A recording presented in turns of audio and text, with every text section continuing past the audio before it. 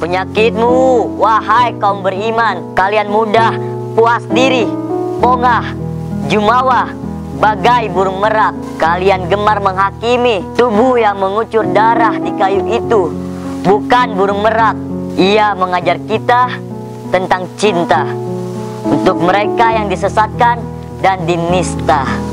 Penderitaan kadang mengajarimu tentang iman yang rendah hati. Huruf-huruf dalam kitab suci kerap membuatmu merasa paling suci. Yesusmu adalah juga Yesusku. Ia telah menebusku dari iman yang jumawa dan juga tinggi hati. Ia telah membuatku cinta pada yang dinista. Semoga kita semua hidup berbahagia dalam kasih Tuhan. Amin.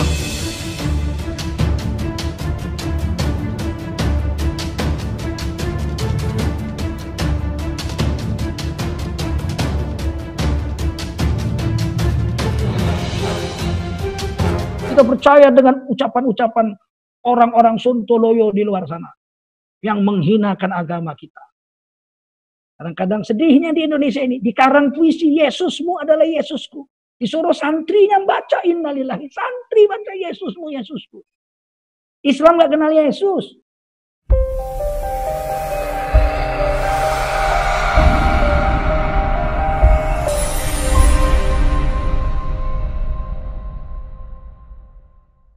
Kata Nabi, jangan ikut-ikutan.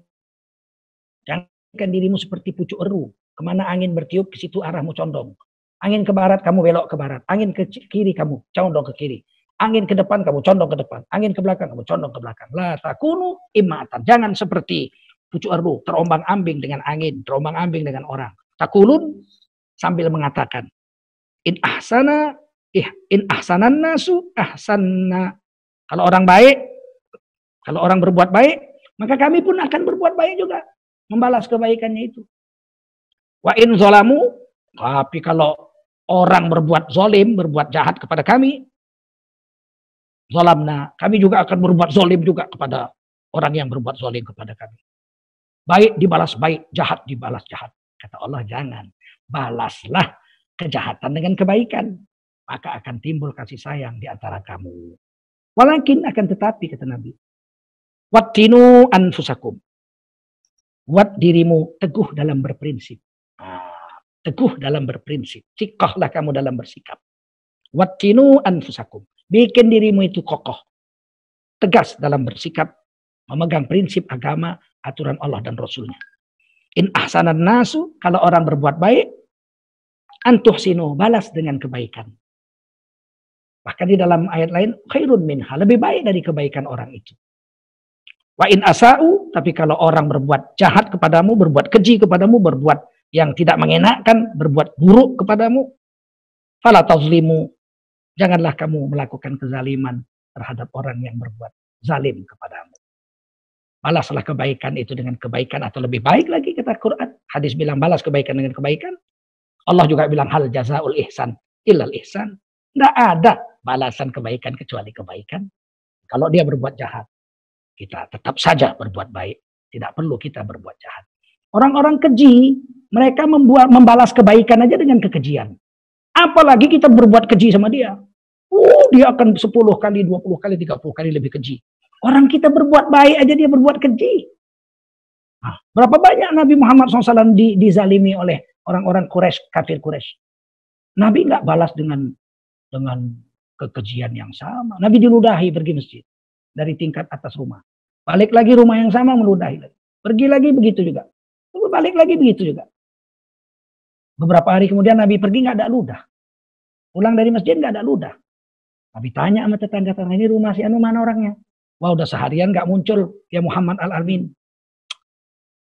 Nabi beli buah 1 keranjang, masya Allah. Nabi kaya dengan Sayyidah Khadijah di Mekah, Nabi kaya. Kemudian diketuk pintu, tok tok tok. Karena Siti Khadijah, radhiyallahu anha ibu istri Nabi ini kaya. Ketuk tok tok tok, nggak jawab. Tiba-tiba terjawab suara lirih. Siapa di luar? Man anta? Nabi menjawab, Muhammad bin Abdullah. Yang di dalam tuh gemeter ketakutan. Aduh, bakal banjir ludah lah ini pikirnya. Kemudian Nabi bilang, kenapa kamu tidak buka Dia bilang, ana marid, aku sakit. Maka dibuka Nabi pintu. Dilihat udah terbaring. Di atas karpetnya. Di atas firasnya. Ini orang kaya, rumahnya bertingkat. Datang Nabi. Didatangi, dikasih buah. Diurusin sama Nabi. Dibersihin. Kasih makanan. Kasih susu. Kemudian Nabi doakan supaya sembuh. Setelah itu Nabi pergi. Kalau ada apa-apa, besok saya datang lagi, kata Nabi. Begitu dia pergi, baginda Rasul pergi sampai depan pintu, mau ditutup pintunya, orang ini mengatakan, ya Muhammad, wahai Muhammad, asyhadu an la ilaha illallah wa anna Muhammadar Rasulullah. Aku bersaksi tiada yang sembahan yang layak disembah kecuali Allah. Dan aku bersaksi, engkau adalah utusan Allah Rasulullah. Dia masuk Islam, air matanya bercucuran. Oleh karena itulah kita tidak layak membalas kejahatan dengan kejahatan. Kalau diri kita yang dijahati, sabar aja lah. Allah akan menghapuskan dosa kita dan memuliakan kita. Tapi kalau agama kita dilawan, lain perkara. Nabi kalau agama dirusak, Nabi menyatakan perang. Kalau umat Islam diganggu, wah, Nabi berkobar. Satu hari, seorang wanita Ansor dari Madinah belanja di pasar buah. Pasar buah itu milik orang Yahudi Bani Qainuqa. Hadis ini sahih. Ketika wanita Ansor muslimah ini sedang jongkok memilih-milih buah, Yahudi tukang jual buah ini mengambil ujung jubah wanita ini, ditusuknya pakai duri korma, disangkutkannya ke rambut, ke jilbab rambut perempuan itu. Perempuan ini nggak tahu, asyik memilih buah. Begitu perempuan itu berdiri, maka ujung jubahnya itu disangkutkan ke kepala, tentu terbuka auratnya. Sedangkan orang zaman dulu nggak punya pakaian dalam, sehingga kelihatan auratnya. Maka satu pasar itu Yahudi Qainuqa ini tertawa terbahak-bahak. Senangnya bukan main lihat aurat wanita Ansor muslimah ini. Seorang pemuda Muslim berjualan di situ, ada di situ. Sedang belanja mungkin atau jualan, ada di situ. Di dalam hadis dikatakan dia ada di situ. Langsung dia meloncat. Diterkamnya Yahudi yang memasangkan duri kurma itu sehingga aurat wanita itu terbuka, dicekeknya lehernya sampai Yahudi yang jual kurma yang membuat wanita muslimah terbuka aurat ini terbunuh, mati dicekeknya. Maka serentak Yahudi tukang jual buah di pasar Bani Qainuqa itu bangun dan mencincang laki-laki muslim sehingga putus-putus badannya dicincang. Sampailah kabar ini kepada Rasulullah SAW. Nabi katakan siapkan pasukan perang. Adalah 400-an Bani Qainuqa itu satu kampung. Semua wanita dan anak-anaknya tawan. Dan semua laki-lakinya bunuh. Tegas Rasulullah dalam urusan ini. Abdullah bin Ubay bin Salul, tokoh munafikun, kota Madinah, menarik-narik jubah Rasul. Jangan. Wahai Rasulullah, jangan. Itu sahabat saya. Sebelum engkau pindah ke Madinah, saya sudah bersahabat puluhan tahun dengan mereka. Bapak saya juga sudah bersahabat dengan mereka. Puluhan tahun, jadi jangan dibunuh. Itu kawan saya. Bagaimana muka saya nanti, alangkah malunya saya. Sekota Madinah ini sebagai seorang pembesar Madinah nggak bisa membantu. Karena ditarik-tarik jubah Nabi ini, akhirnya Nabi mengatakan, baik, mereka tidak jadi dibunuh. Pasukan perang tetap dikirim, usir semua Bani Qainuqa. Tidak boleh lagi datang ke Madinah sampai hari kiamat. Jadi kalau Nabi disakiti, sampai berdarah-darah Nabi dilempari di Taif, Nabi doa, Allahumma hdi qaumi, innahum la ya'lamun. Beri hidayah, petunjuk kaumku ya Allah. Mereka nggak ngerti kalau saya bawa hidayah, bawa agama. Tapi ketika agama diganggu, ketika umat Islam dizolimi, Nabi nyatakan perang. Ketika surat Nabi dirobek-robek oleh Raja Romawi, tentaranya 300.000, 1 juta total tentara Romawi waktu itu. Utusan Nabi yang bawa surat dibunuh, Nabi nyatakan perang. Nabi kirim 3.000 pasukan. Ditunggu oleh 30.000 pasukan Romawi. 3.000 lawan 30.000. Di Mu'tah, Jordania sekarang. Kata Nabi waktu memberikan bendera itu, Nabi berkhutbah. Panglima perang adalah Ja'far bin Abu Thalib.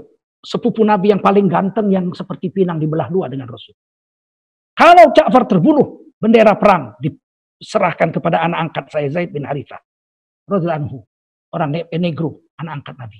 Kalau Zaid Harithah terbunuh, maka bendera perang dipegang oleh Abdullah bin Rawahah, tokoh Madinah, ahli syair, ahli sastra.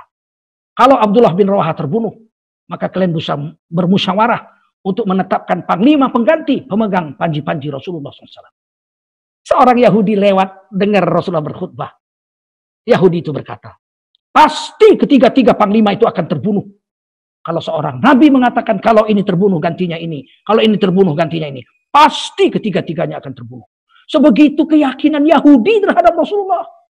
Tapi hari ini kita orang Islam puluhan tahun 7 keturunan orang Islam, apa yang disabdakan Rasul kita nggak percaya, ragu-ragu.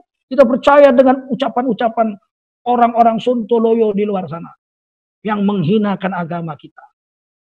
Kadang-kadang sedihnya di Indonesia ini, di karang puisi Yesusmu adalah Yesusku. Disuruh santrinya baca innalillahi. Santri baca Yesusmu, Yesusku. Islam nggak kenal Yesus. Islam kenal Isa al-Masih alaihissalam. Isa al-Masih disalib, diangkat ke langit kedua. Sekarang tinggal di sana bersama Nabi Yahya. Ketika Nabi Isra Mi'raj dalam hadis Muslim. Nanti akan turun ke dunia membunuh Dajjal. Membebaskan semua orang Nasrani masuk Islam. Dan berkubur di samping kuburan Rasulullah hidup 40 tahun lagi. Setelah dulu 33 tahun. Yukallimunan nas, beliau itu bicara, beliau berbicara kepada manusia fil mahdi wa kahla, waktu dalam ayunan dan waktu umur kakek-kakek, umur 73 tahun. Nah, saudara-saudara yang mulia, kita tidak kenal Yesus yang disalib, yang mati di kayu salib menebus dosa manusia. Kita nggak kenal itu. Yang kita kenal Nabi Isa alaihissalam, bukan yang mati di kayu salib. Jadi kenapa kita bilang Yesusmu yang mati di kayu salib menebus dosa manusia adalah Yesusku? Bukan. Nah, ini yang penting kita jaga akidah kita supaya kita tetap istiqamah. Jangan menghina Pak Tengku, kita nggak menghina. Lakum dinukum waliyadin. Anda percaya Yesus disalib, mati pada hari ketiga naik ke langit. Itu kepercayaan kalian. Kepercayaan kami namanya Isa al-Masih. Tidak mati di kayu salib. Wala qataluhu wala salabuhu walakin syubbiha lahum. Tidaklah mereka membunuhnya dan tidaklah mereka menyalibnya. Akan tetapi yang disalib dan dibunuh orang yang diserupakan wajahnya, dimiripkan wajahnya. Sehingga pandangan mereka melihat inilah Nabi Isa, padahal bukan. Di dalam tafsir Ibnu Katsir ada seorang namanya pemuda yang soleh, yang memang minta untuk didoakan Nabi Isa sebagai pengganti untuk disalib. Anak muda itu anak yang soleh. Kalau menurut akidah Nasrani namanya Judas Iskariot. Menjual Yesus dengan 30 lembar keping uang perak. Judas Iskariot mengkhianati Yesus. Kalau yang di dalam Ibnu Katsir, anak muda yang disalib itu tidak pengkhianat. Murid Yesus, murid Nabi Isa yang menurut versi kita yang tidak disalib, menggantikan kedudukan Nabi Isa AS. Hal-hal seperti ini kita harus ikhlas. Jangan kita goyang begitu. Kayak tari TikTok itu. Mudah-mudahan ceramah ini manfaat. Dan semoga kiranya kita dimuliakan Allah dalam kehidupan beragama Islam sampai kita mati. Dan kita berada dalam agama yang lurus, yang seperti diajarkan oleh para guru-guru kita, para ulama kita, akidah Ahlussunnah wal Jamaah. Dan semoga kita wafat dalam keadaan husnul khatimah. Dan semoga puasa Ramadan kita tahun ini diterima. Dan semoga kita naik pangkat dari posisi orang mukmin, orang beriman, menjadi orang yang bertakwa, orang yang bermuttaqin.